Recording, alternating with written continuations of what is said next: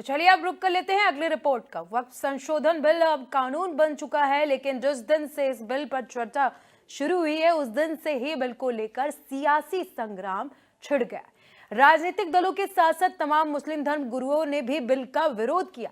ऐसी ही कुछ खबर करबला अब्बास बाग से सामने आई है। कैसे यहां सालों से धर्म की आड़ में जमीन को हथियाने का काम किया जा रहा था और कौन है वो शख्स जो करबला अब्बास बाग की जमीन पर अपना दावा ठोक रहा है, इस पूरी रिपोर्ट में देखिए। करबला अब्बास बाग में अतिक्रमण का मुद्दा। करबला अब्बास बाग पर किसका कब्जा? धर्म की आड़ में जमीनों का काला खेल। क्या है करबला अब्बास बाग की हकीकत? इन दिनों पूरे देश में वक्फ संशोधन बिल के मुद्दे पर सियासी आग लगी हुई है। पहले लोकसभा, फिर राज्यसभा और आखिर में राष्ट्रपति की मंजूरी के बाद वक्फ संशोधन विधेयक अब कानून में तब्दील हो चुका है, लेकिन इसको लेकर हंगामा जारी है। मोदी सरकार जब से सदन में बिल लेकर आई है, सड़कों से लेकर सदन तक संग्राम छिड़ गया है। जहां राजनीतिक दल अपनी अपनी सहूलियत के हिसाब से रोटियां सेक रहे हैं, वहीं इस संग्राम में विपक्ष के साथ साथ तमाम धर्मगुरु भी अपनी शक्ति प्रदर्शन दिखा रहे हैं। लेकिन इस प्रदर्शन के पीछे कैसे वक्फ के जरिए जमीनों को कब्जा करने का काला खेल खेला जा रहा है, वो इन तस्वीरों में देखिए। मामला लखनऊ के ठाकुरगंज स्थित करबला अब्बास बाग का है, जहां दावा है कि सालों से धर्म की आड़ में जमीनों को हथियाने का काम किया जा रहा है। अरबों रुपए की बेशकीमती जमीनों पर कब्जे का काला खेल चल रहा है और इस खेल की डोर किसी और के नहीं बल्कि शिया धर्मगुरु कल्बे जवाद के हाथों में। वही धर्मगुरु कल्बे जो सालों से यहाँ की जमीन पर वक्फ के हक की बात करते रहे।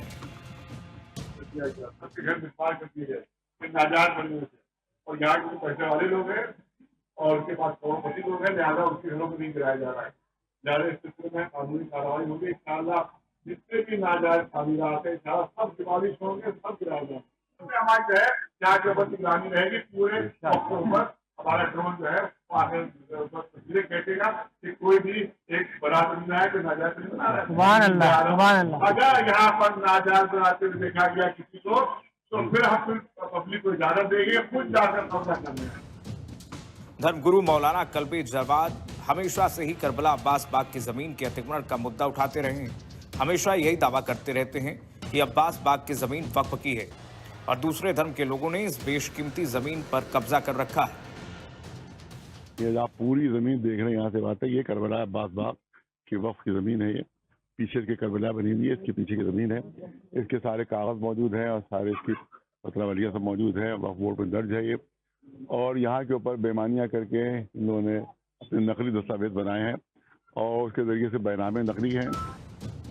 मोदी सरकार भले इस कानून को मुसलमानों के लिए फायदेमंद बता रही हो, मुस्लिम समाज के लोगों को इसके फायदे गिनवा रही हो, लेकिन कुछ धर्मगुरु मौलाना कल्बे जैसे भी लोग हैं जो इस बिल के विरोध में खड़े हुए हैं।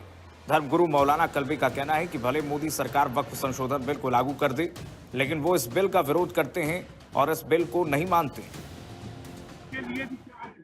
अमेंडमेंट बिल का सबसे बड़ा पोल जो झूठ बोला है, जो सबसे बड़ा झूठ बोला है, रिजिजू साहब ने सबसे बड़ा झूठ बोला, पार्लियामेंट में झूठ बोला, पूरे हिंदुस्तान को धोखा दिया, पूरे हिंदू भाइयों को धोखा दिया कि वक्फ वाले जो हैं वो हमारी मंदिरों की जमीनों पर कब्जा किए। जबकि यहाँ देख लो कि हमारी जमीन पर वक्फ की कितने गैर लोग वहाँ पर कब्जा किए हैं। 90% कब्जे जो हैं गैरों के हैं यहाँ पर, हमारी वक्फ की जमीन पर। मामला बिल्कुल उल्टा है, वक्फ की जमीनों पर कब्जे हुए हैं, वक्फ वालों ने किसी जमीन पर कब्जा नहीं किया, किसी की जमीन पर कब्जा नहीं। तो रिजिजू साहब ने झूठ बोला है, पार्लियामेंट में झूठ बोला है। हम अवामी ताकत के जरिए से सरकार को मानने पर मजबूर करेंगे कि जो गलत फैसले हैं। मौलाना कल्बे जवाद कुछ भी कहें, लेकिन करबला अब्बास बाग की सच्चाई क्या है, ये जानने के लिए हमारी इंडिया न्यूज की टीम मौके पर पहुंची, जहां हमारी पड़ताल में तो कुछ अलग ही जानकारी सामने आई। मौलाना जिस जमीन को वक्फ की जमीन बता रहे हैं, लेकिन रचित टंडन का दावा है कि अब्बास बाग की जमीन उनकी है और उस जमीन पर रचित का मालिकाना हक है। 1845 की वक्फ 1862 में अंकित नहीं है, ये कई बार जिलाधिकारी की रिपोर्टों में आ चुका है। और ना ही मौके पे कोई करबला नक्शे पे दर्ज है और ना ही कोई कब्रिस्तान दर्ज है। जबकि गांव का पीछे का मंदिर एक शिवालय है जो 20 बाई 20 का है, वो दर्ज है। इतनी बड़ी मेन रोड की करबला नहीं दर्ज। ये सवालिया निशान है कि ना खसरों पे वक्फ दर्ज है और ना नक्शे पे दर्ज है। ऐसी स्थिति में इसको अब कैसे माना जा सकता? अब वो गैर वाजिब करना चाहते हैं, तो गैर वाजिब तो इस योगी सरकार और माननीय मोदी सरकार में होने से रहा। न्यायालय में इसका केस पेंडिंग है, जिसमें मौलाना साहब भी पार्टी है, मैं भी पार्टी हूँ। न्यायालय से तय करा लें, उनकी हो वो लेके आए, मेरी हो मैं लेके आऊँ, कोई दिक्कत नहीं। कोई कागज उन्होंने नहीं दिखाया है।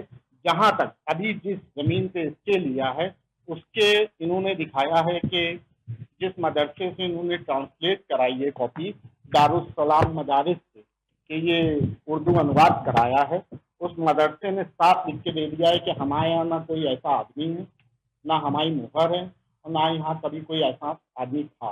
और 1967 में मौलाना कयूम मेहंदी बनाम आर्य कुमार 1967-1976 ये डिसाइड हुआ 1981 मुंसिफ साउथ से कि ये वक्फ संपत्ति नहीं, और ये आदेश आज तक किसी कोर्ट में चैलेंज नहीं हुआ 40 साल।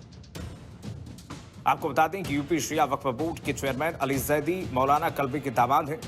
बावजूद इसके इस मामले में न तो कभी शिया वक्फ बोर्ड ने कुछ कहा है और न ही अध्यक्ष अली जैदी ने आपत्ति जताई है। लोगों को आरोप है कि मौलाना कल्बे जवाद राजनीति और दबाव बनाने के लिए जमीन को हथियाने के लिए वक्फ बोर्ड की आड़ में साजिश रच रहे हैं। Bureau report, India news.